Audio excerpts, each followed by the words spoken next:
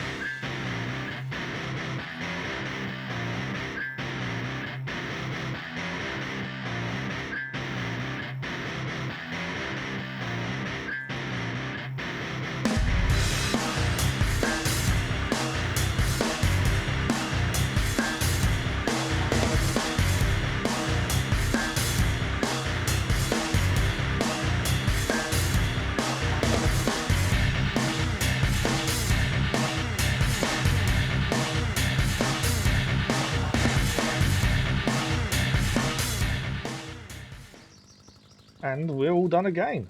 I think a pretty good job, to be fair. I think we did pretty well there. And looking at it, yeah, there's a few little odd tufts, but contract is complete. It told us we were done, so we couldn't quite finish off the little odd tufts. But I think another good job. I think this Father and Son Mowing may have some legs to it. I think it might actually be a nice little venture for us both. Okay, now let's have a look. So time bonus £6.58, penalties £6.25.